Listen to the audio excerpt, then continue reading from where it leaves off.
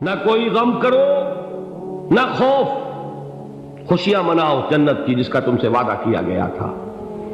اللہ کی ربوبیت پر اطمینان جب انسان کو ہو جاتا، میرا رب اللہ ہے، ربی اللہ، انسان کے لیے نہ کوئی کھٹکا، نہ کوئی خطرہ، نہ کوئی خوف، نہ کوئی حزن۔ جو کچھ ہو رہا ہے کس کے اذن سے ہو رہا ہے؟ اللہ کے اذن سے۔ اللہ کے اذن کے بغیر پتا تک نہیں ہلتا۔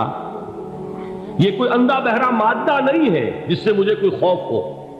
اندھا بھینسا چلا آ رہا ہو اس سے تو ڈرنے کا ہر انسان کو ڈرنا چاہیے، نہ معلوم کس کو ٹکر مار دے۔ لیکن نہیں، اس کائنات کو چلانے والا ایک سمیع و بصیر خدا ہے، وہ جو میرا دوست ہے، میرا ولی ہے۔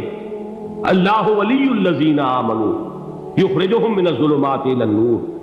اللہ اہل ایمان کا ولی ہے، ساتھی ہے، پشت پناہ ہے، مددگار ہے، حمایتی ہے۔ بتائیے جسے یقین ہو جائے کہ اللہ میرا مددگار، اللہ میرا محافظ، اللہ میرا پشت پناہ، اللہ میرا حمایتی، اس کے لیے کوئی خوف ہوگا؟ اس سے کوئی ڈر ہوگا؟ میں مثال دیا کرتا ہوں ایک بہت سادہ، پنجاب کے دیہات کی۔ تو بڑا چودھری ہے اور کوئی غریب کسان ہے۔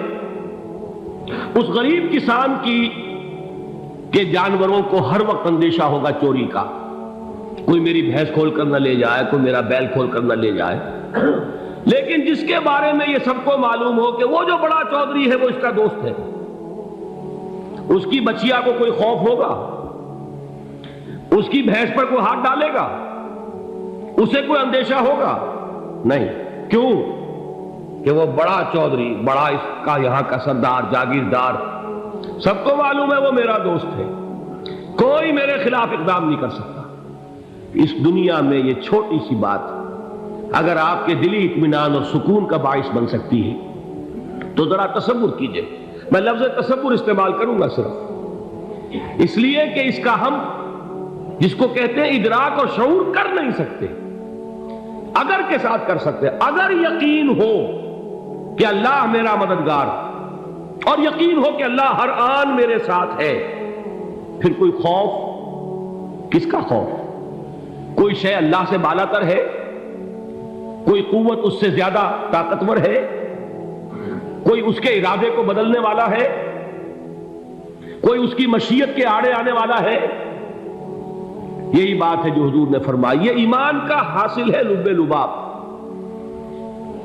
کہ دیکھو اچھی طرح اس بات کو ذہن نشین کر لو، اگر تمام انسان مل کر تمہیں کوئی نقصان پہنچانا چاہے نہیں پہنچا سکتے، مگر جو کچھ اللہ نے لکھ دیا ہو، اور تمام انسان مل کر تمہیں کوئی نفع پہنچانا چاہے نہیں پہنچا سکتے، مگر وہ شے جو اللہ نے طے کر دیا۔ آپ پھر میں کہوں گا ذرا طاری کیجئے، اسے فرض کیجئے، اسے سوچئے۔ اگر اس حدیث پر ہمارا دل ٹھکا ہوا ہو تو کسی سے ڈر ہوگا؟ یہ مجھے نقصان نہ پہنچا دے، یہ میری رپورٹ خراب نہ کر دے، یہ میری انکریمنٹ نہ رکوا دے، یہ میرا یہ نہ بگاڑ دے، یہ میرے یہ نقصان نہ پہنچا دے۔ اس کا ڈر، اس کا ڈر، اس کا خوف، اس کی خوشامد، اس کے لیے جا کر طرح طرح سے اپنی عزت نفس کو ذلیل کروانا اس کے سامنے، یہ سب کچھ کیوں کرتا ہے انسان؟ جب سمجھتا ہے کہ اس کے ہاتھ میں میرا کوئی نفع ہے، اس کے ہاتھ میں میرے لیے کوئی ضرر ہے، یہ مجھے کوئی غضب پہنچا سکتا ہے، یہ مجھے کوئی نقصان پہنچا سکتا ہے، یہ میرا کوئی کام بنا سکتا ہے، یہ میری کوئی ضرورت پوری کر سکتا ہے، اسی کا نام شرک ہے۔ جہاں آپ نے یہ سمجھا کہ غیر اللہ کے اندر کوئی طاقت موجود ہے، وہی شرک ہے۔ بتوں سے تجھ کو امیدیں، خدا سے نومیدی، مجھے بتا تو صحیح اور کافری کیا ہے؟ شرک تو یہ ہے۔ جس پر بھی تمہیں یہ خیال ہے، کلمہ ہے یہ کلمہ سوم، لا حول ولا قوت الا باللہ، ذرا اس پر دل کو کبھی اگر آپ تصور کریں، پھر فرض کریں، دل ٹھک جائے اس پر، کوئی طاقت نہیں۔ یہی بات تھی جو شیخ عبد القادر جیلانی رحمۃ اللہ علیہ نے اپنی وصیت میں اپنے بچے سے کہی۔ 11ویں دینے والے ہیں، لیکن حضرت شیخ عبد القادر جیلانی کی وصیت اور تعلیمات کو کتنے لوگ ہیں تم جانتے ہو؟ یہ جن مقامات تک پہنچے ہیں وہ کس چیز کی بدولت پہنچے؟ انہوں نے جو پیغام دیا وہ کیا تھا؟ اے میرے بچے، جس طریقے سے قرآن مجید میں حضرت لقمان کی نصیحتیں جو ہے نقل کر دی گئی ہیں، میں یہ عرض کروں گا بالفرض اگر قرآن حضرت عبد القادر جیلانی کے بعد نازل ہوا ہوتا تو شیخ عبد القادر کی یہ نصیحتیں بھی قرآن میں درج ہوتی۔ اتنی اونچی نصیحتیں ہیں۔ اے میرے بچے، اس حقیقت کو ذہن نشین کر لے، لا فاعل فی الحقیقت ولا مؤثر الا اللہ۔ اس کائنات میں نہ کوئی فاعل حقیقی ہے نہ مؤثر حقیقی ہے سوائے اللہ۔ کسی شے میں کوئی تاثیر نہیں اگر اللہ نہ چاہے۔ آگ جلا نہیں سکتی اگر اللہ نہ چاہے، پانی ڈبو نہیں سکتا اگر اللہ نہ چاہے، زہر ہلاک نہیں کر سکتا اگر اللہ نہ چاہے، کوئی چیز فائدہ نہیں پہنچا سکتی اگر اللہ نہ چاہے۔ تو در در پہ کیوں سر جھکاتے ہو؟ در در پر کیوں جبیں سائی کرتے ہو؟ سب کے سامنے کیوں ہاتھ پھیلاتے ہو؟ ایک اللہ سے مانگو، ایک اللہ کے سامنے زمین پر اپنی جبین رکھو۔ لا فاعل فی الحقیقت ولا مؤثر الا اللہ۔ نظر آتا ہے ہمیں کہ پانی پیاس بجھا دیتا ہے، پیاس بجھانے کی صلاحیت پانی میں نہیں ہے، اللہ کے اذن سے۔ کھانا بھوک مٹا دیتا ہے، بھوک مٹانے کی صلاحیت کھانے میں نہیں ہے، اذن رب میں۔ دیکھیے یہی یقین تھا حضرت موسیٰ علیہ السلام کا واقعہ یاد کیجئے۔ سامنے سمندر آ گیا ہے، قوم دیکھتی ہے پیچھے کہ گرد و غبار کا طوفان۔ معلوم ہوا کہ فرعون اپنے لشکر سمیت آ گیا۔ لشکر جب چلتا تھا تیز رفتاری کے ساتھ تو گرد و غبار کا جو طوفان اٹھتا تھا اس کا تصور کیجیے، اور لمحہ بلمحہ وہ قریب آ رہا ہے۔ پوری قوم نے کیا کہا؟ اے موسیٰ انا لمدرکون، اے موسیٰ ہم کو پکڑے گئے۔ قرآن مجید میں تو یہاں وہ باتیں نہیں لکھی ہیں، لیکن تورات میں یہ درج ہے کہ بنی اسرائیل جھگڑنے لگے، دست و گریبان ہو گئے موسیٰ کے ساتھ۔ موسیٰ نے یہاں مروایا لا کر، اس سے تو ہم ہی بہتر تھے، وہاں کھانے کو ملتا تھا، زندگی تو تھی، بیگار ہم کر رہے تھے، موت تو نہیں تھی۔ اب جو کچھ ہوگا اس کا تصور کرو، جس طریقے سے ہمارے ٹکڑے اڑائے جائیں گے۔ تو لڑ رہے ہیں حضرت موسیٰ علیہ السلام سے۔ یہ تورات کی تفصیل ہے، قرآن میں صرف اتنا آیا ہے، پریشان ہو کر انہوں نے کہا انا لمدرکون، موسیٰ ہم کو پکڑے گئے۔ اس وقت موسیٰ کا جواب کیا ہے؟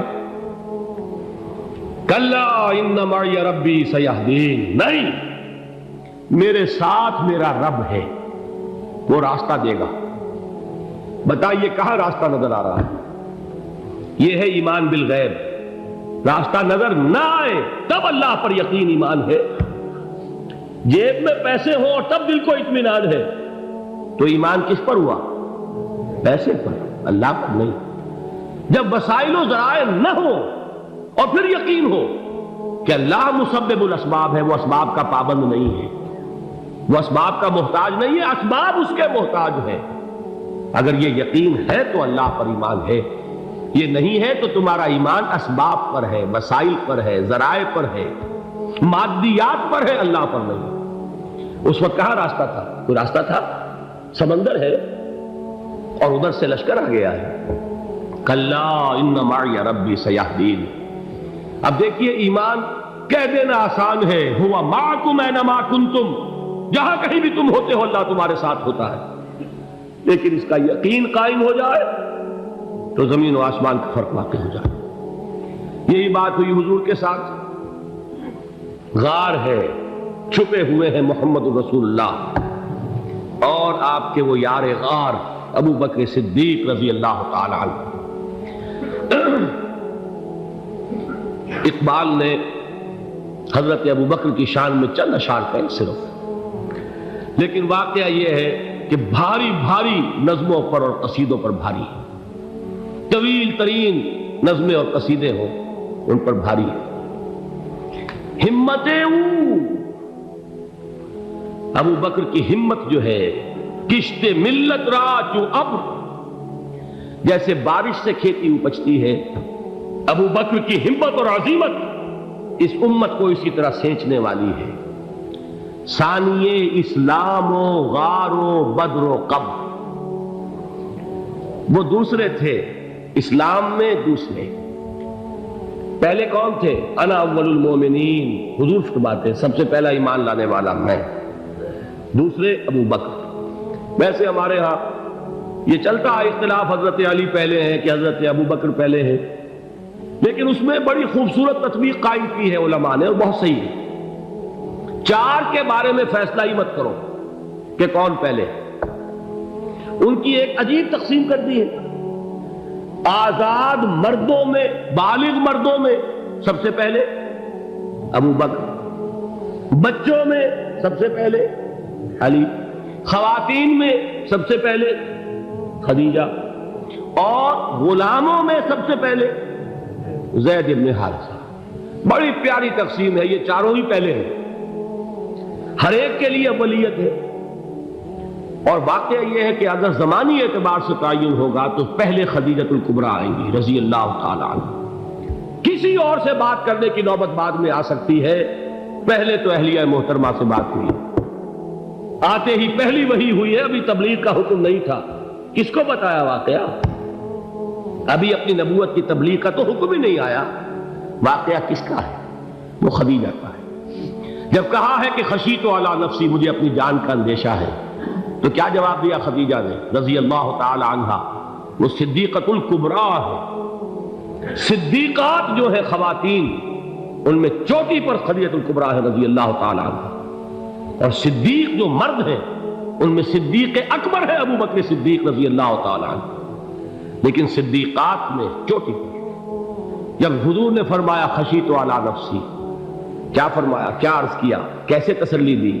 نہیں نہیں، اللہ آپ کو ضائع نہیں کرے گا، آپ غریبوں کے ہمدرد ہیں، آپ مساکین کے تکالیف رفع کرنے والے ہیں، آپ بیواؤں کی سرپرستی کرتے ہیں، آپ مسافروں کی خدمت کرتے ہیں، اللہ آپ کو ضائع نہیں کرے گا۔ یہ یقین ہے اس خاتون کے اندر۔ خیر وہ ایک علیحدہ بات ہو جائے گی۔